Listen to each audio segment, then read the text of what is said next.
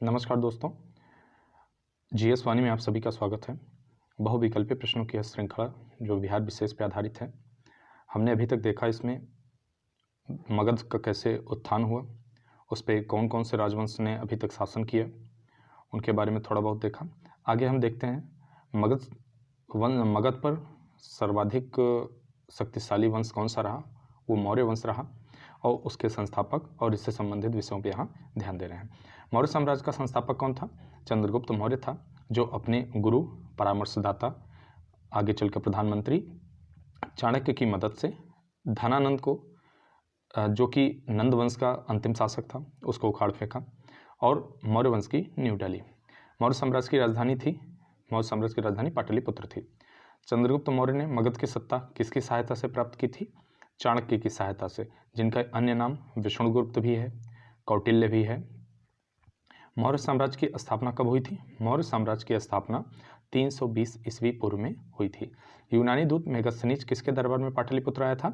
तो वह चंद्रगुप्त मौर्य के दरबार में आया था। मेगास्थनीज का पाटलिपुत्र आगमन कब हुआ था? 315 ईस्वी पूर्व हुआ था।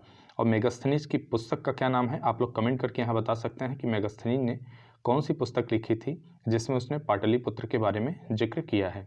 कमेंट बॉक्स में आप बता सकते हैं। चंद्रगुप्त मौर्य के दरबार में मेगास्थनीज को भेजने वाला शासक कौन था? तो वो सेल्यूकस था। किस शासक के शासनकाल के समय मगध पर 12 वर्षों का भीषण अकाल पड़ा था? वो चंद्रगुप्त मौर्य के शासनकाल में पड़ा था। चंद्रगुप्त मौर्य के शासनकाल में ही 12 वर्षों का भीषण अकाल पड़ा था। चंद्रगुप्त मौर्य का प्रधानमंत्री कौन था? अभी थोड़ी देर पहले मैंने बताया, चाणक्य था। किससे मुक्ति दिलाने के कारण चंद्रगुप्त मौर्य को भारत का मुक्तिदाता कहा जाता है? यूनानियों से। वह स्रोत जिसमें पाटलिपुत्र के प्रशासन का वर्णन उपलब्ध है वह कौन सी है? इंडिका पुस्तक है। इंडिका पुस्तक के लेखक कौन है? आप कमेंट बॉक्स में बता सकते हैं। हालांकि अभी इससे पहले मैंने एक प्रश्न पूछा है, ध्यान दीजिएगा उसको भी। नंद वंश के पश्चात मगध पर किस राजवंश ने शासन किया था? तो मौर्य राजवंश ने शासन किया था, क्योंकि नंद वंश के अंतिम शासक धनानंद को ही पदच्युत करके यहाँ पे चंद्रगुप्त मौर्य ने मौर्य वंश की नींव डाली थी। मेगास्थनीज की पुस्तक का नाम क्या है? तो वह इंडिका है। अर्थशास्त्र के लेखक हैं इसमें से कौन है? कौटिल्य हैं, जिन्हें चाणक्य भी कहा जाता है, विष्णुगुप्त भी कहा जाता है। पाटलिपुत्र की शासन व्यवस्था का विस्तृत वर्णन किस विदेशी यात्री के वृत्तांत में मिलता है? तो मेगास्थनीज के वृत्तांत में मिलता है। यहाँ एक प्रश्न है, आप लोग कमेंट बॉक्स में चाहे तो बता सकते हैं कि जो कौटिल्य की पुस्तक अर्थशास्त्र है उसमें कौन से विषय का वर्णन किया गया है? चंद्रगुप्त मौर्य के उपरांत मौर्य साम्राज्य का शासक कौन बना? तो बिंदुसार बना। किस मौर्य शासक के दरबार में आजीवक भविष्यवक्ता पिंगलवत्स रहता था? तो पिंगलवत्स बिंदुसार के दरबार में रहता था। बिंदुसार चंद्रगुप्त का पुत्र था और इसके विषय में एक कहानी प्रचलित है कि बिंदुसार इसका नाम कैसे पड़ा। तो चंद्रगुप्त मौर्य को बचपन से ही चाणक्य हर तरह की संकट का सामना करने के लिए तैयार कर रहे थे। तो चंद्रगुप्त को बचपन से ही चाणक्य विष दिया करते थे भोजन में, बहुत न्यून मात्रा में। और एक दिन क्या हुआ कि उनकी जो पत्नी थी उनके मन में ख्याल आया कि इनका खाना अलग से क्यों जाता है, तो क्यों ना हम ही खा लें इनका खाना, एक दिन देखते हैं। तो उनकी पत्नी ने खाना खा लिया और ये खाना खाने के बाद वो उनकी हालत काफ़ी ख़राब हो गई। उसके बाद किसी तरह से चिकित्सीय नैदानिक जो भी व्यवस्था हुई उस समय की तात्कालिक जो भी थी, उसके द्वारा बच्चे को तो बचा लिया गया लेकिन उनकी पत्नी को नहीं बचाया जा सका। तो उस जहर के प्रभाव स्वरूप बिंदुसार के पूरे शरीर में बिंदु बिंदु के निशान पड़ गए थे, जिसके कारण इसका नाम बिंदुसार पड़ा। तो ये कहानी थोड़ा सा जोड़ने से क्या होता है कि फैक्ट्स याद रहते हैं और लंबे समय तक आप उसका इस्तेमाल कर सकते हैं किसी भी एग्जाम में। हालांकि अशोक द्वारा अपने पड़ोसियों के साथ मैत्रीपूर्ण संबंधों का उल्लेख मिलता है। कहाँ मिलता है? ये 13वें शिलालेख में मिलता है। तृतीय बौद्ध संगीत का आयोजन किसके शासनकाल में हुआ था? तो अशोक के शासनकाल में हुआ था। तृतीय बौद्ध संगीत की अध्यक्षता किसने की थी? मोगली पुत्र तिस ने की थी।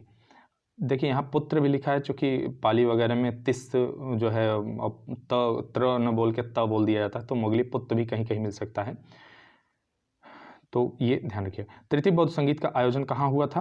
पाटलिपुत्र में हुआ था। तृतीय बौद्ध संगीत का आयोजन कब हुआ था? तो 251 ईस्वी पूर्व हुआ था।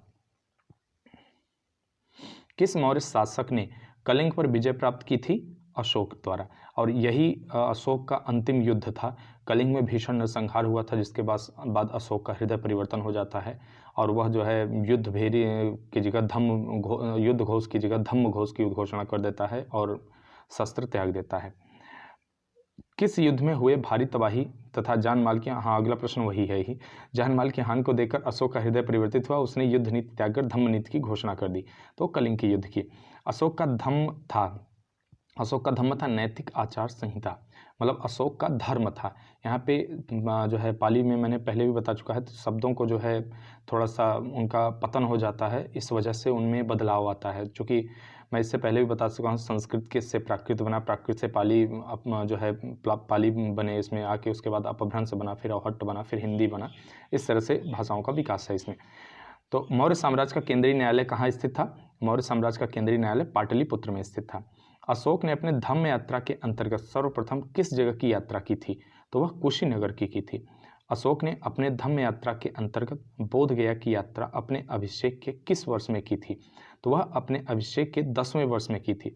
ध्यान दीजिएगा इन सब बातों को, जो भी आप यहाँ पढ़ रहे हैं, जो भी प्रश्न हैं यहाँ, आयोग है, आयोग किसी भी तरह का प्रश्न बना सकता है, लेकिन यहाँ जितने भी प्रश्न दिए जा रहे हैं, इन प्रश्नों से बाहर एक भी प्रश्न आने की संभावना नहीं है, क्योंकि मैंने बहुत सारे लोगों का अनुभव जो है लिया है, उनके द्वारा यही बताया गया कि इस तरह की इस पुस्तक से कोई भी प्रश्न बाहर नहीं आते हैं। तो बड़े ध्यान से सुनिएगा, रिपीट करने की कोशिश करिएगा, कई बार वीडियो सुनिए, जिससे कि आपको कंठस्थ हो जाए पूरी तरह से। अशोक के स्तंभ लेख बिहार के किस जिले से प्राप्त होते हैं? तो कहाँ से प्राप्त होते हैं? कैमूर से प्राप्त होते हैं। बिहार से प्राप्त होने वाले अशोक के स्तंभ लेख नहीं हैं, तो क्या है? रुम्मनदेई जो प्राप्त हो अशोक के नहीं हैं। अशोक के समय मौर्य साम्राज्य में 5 प्रांत का उल्लेख मिलता है, जिसमें से एक प्राची या प्राची प्रांत जो पूर्वी प्रदेश की राजधानी थी, तो कहाँ थी? पाटलिपुत्र में। पाटलिपुत्र में स्थित चंद्रगुप्त का महल मुख्यतः बना था लकड़ी का। इसका उल्लेख मेगास्थनीज द्वारा लिखित पुस्तक इंडिका में भी किया गया है। चंद्रगुप्त मौर्य का राजप्रसाद स्थित था। कहाँ था स्थित? कुम्भरहार, पटना में।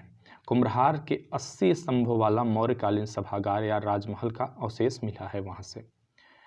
किस विद्वान ने चंद्रगुप्त मौर्य के राजप्रसाद के बारे में कहा है कि इसकी शान शौकत का मुकाबला न तो शूशा और न एक बेतना कर सकता है? कोई किसी महल या इमारत की जो है तुलना कर रहा है, तो इसने किसने किया था? ये एरियन ने किया था। चंद्रगुप्त मौर्य के राजप्रसाद के बारे में किसने कहा कि यह प्रसाद मानव कृति नहीं वरन देवों द्वारा निर्मित है? तो यह फाहियान ने किया था। यह एक चीनी यात्री था। तो यहाँ 2 प्रश्न आपको मिल गए कि फाहियान किसके शासनकाल में आया था, तो ये भी पता चल सकता है कि आगे बढ़ते हैं। किस शासक ने गया के निकट बराबर की पहाड़ियों में आजीविकों के लिए गुफाओं का निर्माण करवाया था? किसने करवाया था? अशोक ने करवाया था। ये 4 झोपड़ियाँ थी, सुदामा, इस 4 जो है गुफाएं थी, सुदामा, विश्व झोपड़ी, चौपड़ और कर्ण। तो ये पूछा जा सकता है, अलग से भी पूछा जा सकता है कि इनमें में से किसने करवाया था, या झोपड़ी का नाम देकर प्रश्न बनाया जा सकता है। गया के समीप नागार्जुन की पहाड़ियों में प्रसिद्ध गोपी गुफा का निर्माण करवाया था। किसने करवाया था? तो ये दशरथ ने करवाया था, जो अशोक का पौत्र था दशरथ। उसने नागार्जुन पहाड़ियों में आजीविका के 3 गुफाओं का निर्माण करा था आजीविकों के लिए। बौद्ध धर्म की एक उपशाखा थी, उसी का संप्रदाय था उससे संबंधित, तो उसमें गोपी गुफा का भी सम्मिलित थी। मौर्यकालीन चामर ग्रहणी यक्षी प्राप्त हुई थी। तो चामर की यक्षिणी की मूर्ति प्राप्त हुई, इससे स्त्री रत्न नाम भी दिया गया था। कहाँ से प्राप्त हुई थी? दीदारगंज, पटना से। ठीक है, यहाँ पे यक्षी लिखा है, यक्षिणी होगा, आप यक्षी भी हो सकता है, स्त्रीलिंग के लिए इस्तेमाल कर देते हैं शब्द। बिहार के किस स्थान से मौर्य काल में बने जैन तीर्थंकरों की प्रतिमा प्राप्त हुई है? कहाँ से प्राप्त हुई हो? लोहानीपुर, पटना से।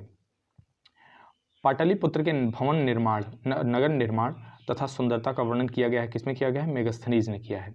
ठीक है, पाटलिपुत्र को किस शासक ने सर्वप्रथम अपनी राजधानी बनाया? तो किसने बनाया था? चंद्रगुप्त मौर्य ने। अशोक के शासनकाल में बौद्ध सभा किस नगर में आयोजित की गई थी? पाटलिपुत्र में। किसके शासनकाल में मिस्र के राजा फिलाडेल्फस यानी टालमी द्वितीय ने डियानिसियस नामक राजदूत को पाटलिपुत्र भेजा था? तो बिंदुसार के शासनकाल में भेजा था। किस विद्वान के अनुसार चंद्रगुप्त मौर्य ने पालिब्रोथस यानी कि पाटलिपुत्र उपनाम धारण किया था? पाटलिपुत्र उपनाम धारण किया था, किसने किया था? किसने बोला था चीज? ऐसा स्ट्रेबो का कहना है। ठीक है, यूनानी दूत डिमोल्किस का आगमन मगध के किस शासक के दरबार में हुआ? तो बिंदुसार के दरबार में हुआ। केवल वह स्तंभ जिसमें अशोक ने स्वयं को मगध का सम्राट बताया है, तो कहाँ का स्तंभ लेख है? भब्रू स्तंभ लेख। बराबर की गुफाओं का उपयोग किसने आश्रय के गृह के रूप में किया? आजीविकी ने किया था। आजीवक संप्रदाय जो था, बौद्ध धर्म से संबंधित था, उन्होंने इसे आश्रय गृह की तरह इस्तेमाल किया था। अशोक की राजधानी कहाँ थी, कहाँ स्थित थी? पाटलिपुत्र में। मौर्य काल में पाटलिपुत्र का प्रशासन 30 नागरिकों की सभा संचालित करती थी, जो 5-5 सदस्यों की 6 समितियों में संगठित थी। यह कथन किसका है? मैं इससे पहले भी बता चुका, मेगास्थनीज ने इंडिका नामक पुस्तक लिखी थी, उसमें पाटलिपुत्र या मगध के शासन व्यवस्था के बारे में उसने जिक्र किया है, तो मेगास्थनीज की पुस्तक में बताया गया है।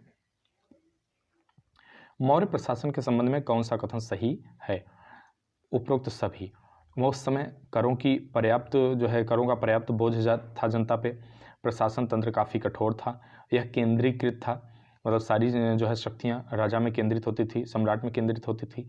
हालांकि अशोक के समय जन कल्याण पे आधारित हो गया था मौर्य साम्राज्य। और कहीं न कहीं कहा भी जाता है, कुछ विद्वान मौर्य साम्राज्य के पतन का यह भी कारण मानते हैं, क्योंकि वह विकेंद्रीकृत होने लगा था धीरे धीरे, और जो प्रशासन व्यवस्था थी वो काफ़ी कमज़ोर होने लगी थी। अशोक के संबंध में कौन सा कथन सही है? तो उसने धम्म विजय की नीति अपनाई, सही है। उसने विदेशों से संबंध स्थापित किए, ये भी सही है। उसने प्रजाहित और कल्याण के उपाय किए, ये भी सही है। इनके उपरोक्त सभी सही हैं। देवानामपीय के नाम से किस शासक ने अपने आप को संबोधित किया? तो किसने संबोधित किया था? अशोक ने संबोधित किया था खुद को। देवानामपीय, देवानामप्रिय जो है इसका शुद्ध हिंदी शब्द हो जाएगा। धम्म महामात्र के कार्य क्या थे? धम्म महामात्र का कार्य क्या था? धम्म नीति या क्रियान्वयन, ये भी कार्य करता था। लोगों के लिए दान वितरण, ये भी काम करते थे। जन कल्याण के उपाय, ये भी उनका काम था। इसलिए उपरोक्त सभी यहाँ पे ऑप्शन सही होगा। मौर्यकालीन प्रशासन में राजुक के कार्य थे। मौर्य प्रशासन काल में राजुक के कार्य क्या थे? न्यायिक कार्य देखना, ग्रामीण प्रशासन का कार्य देखना, राजस्व का विभाग देखना। तो उपरोक्त सभी सही हैं। मौर्यकालीन विद्वानों में किनका नाम आता है? इनमें से कौन से मौर्यकालीन विद्वान थे? तो आप देख सकते हैं, कौटिल्य उस समय के भारतवर्ष के सर्वाधिक कूटनीतिज्ञ व्यक्ति, तो विद्वानों की श्रेणी में इन्हें रखा जाएगा। पाणिनि, जिन्होंने अष्टाध्यायी नामक संस्कृत व्याकरण की रचना की थी, इनका नाम भी उस समय आता है। और उपावर्ष, इनका भी जिक्र वहाँ पे किया जाता है। तो ऑप्शन डी सही है। मौर्यकालीन स्थापत्य के सुंदर उदाहरण हैं। इसमें से कौन से मौर्यकालीन स्थापत्य के सुंदर उदाहरण में है? उनमें से हम देखते हैं, ऑप्शन बी यहाँ पे सही है, यानी कि 1, 2, 3 सभी हैं। पाटलिपुत्र स्थित राजप्रसाद के अवशेष, जो 80 स्तंभों पर आधारित राजमहल था, लकड़ी का राजमहल। दीदारगंज से प्राप्त यक्षिणी की मूर्ति पटना के पास में। और बराबर की गुफाएं, जिसे अशोक ने बनवाया था आजीवक संप्रदाय के भिक्षुओं के लिए। तो ऑप्शन बी सही है यहाँ पे।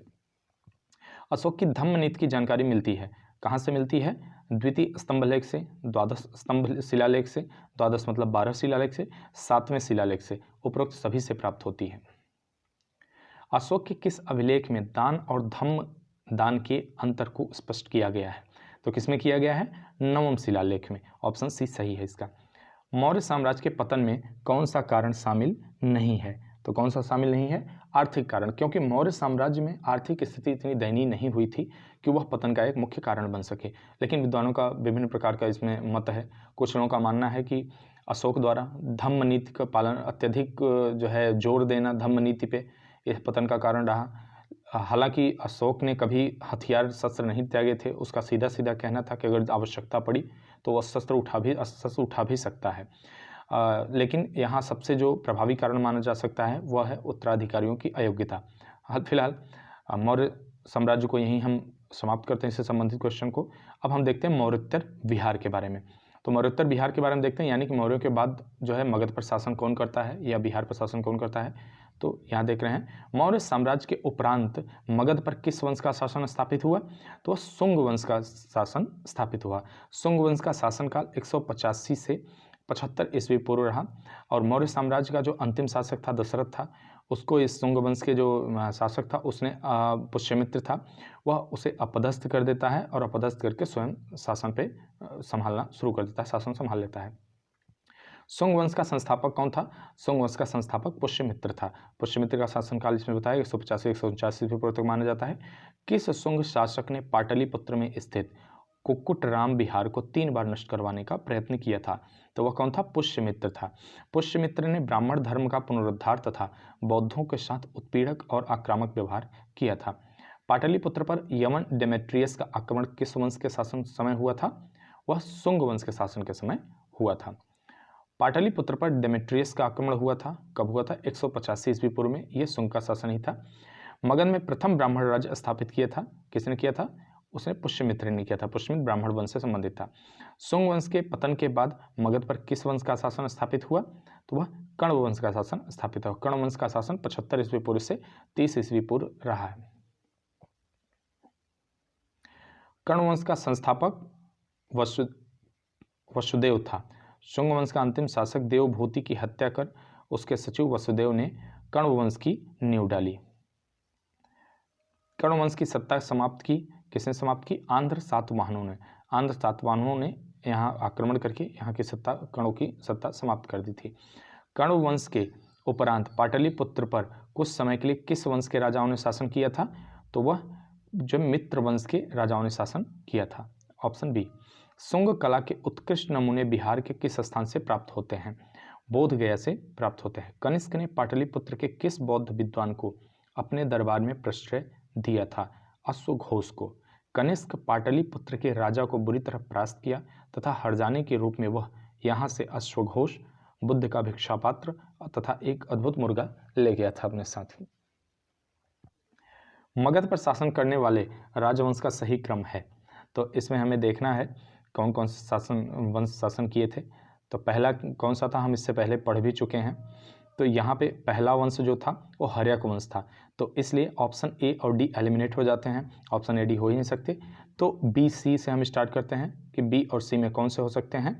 तो हमें पता है हर्यक वंश पहला शासक था और उसके बाद अंतिम जो शासक अभी हमने थोड़ी देर पहले पढ़ा वंश जो था कण्व वंश था, जिसको आंध्र सातवाहनों ने अपदस्थ कर दिया था, समाप्त कर दिया था। तो अंत में कण्व वंश आ रहा है और प्रारंभ में हर्यक वंश है, इसलिए ऑप्शन सी हमारे लिए सही है। शुंग वंश की राजधानी क्या थी? शुंग वंश की राजधानी पाटलिपुत्र थी। कण्व वंश की राजधानी क्या थी? कण्व वंश की राजधानी भी पाटलिपुत्र थी। कलिंग शासक खारवेल ने मगध पर आक्रमण किया था। कब आक्रमण किया था मगध पर? किया था उसने पहली शताब्दी ईस्वी पूर्व के अंत में। कलिंग नरेश खारवेल ने कहां से कीमती उपहार प्राप्त किए थे? अंग एवं मगध से। कुषाण साम्राज्य के पतन के उपरांत मगध पर शासन रहा, किसका रहा शासन? लिच्छवियों का शासन रहा। मगध पर कुछ इतिहासकारों का मत, इसमें मत विभिन्नता भी है। कुछ का मानना है कि यहाँ पर शक मुरुंडों का नियंत्रण हो गया था। गार्गी संहिता में पाटलिपुत्र पर यवनों के आक्रमण का उल्लेख मिलता है। यह आक्रमण किसके शासनकाल में हुआ था? पुष्यमित्र शुंग के शासनकाल में हुआ था। सुप्रसिद्ध बौद्ध विद्वान अश्वघोष को प्रश्रय देने वाला शासक कौन था? तो वह कनिष्क था।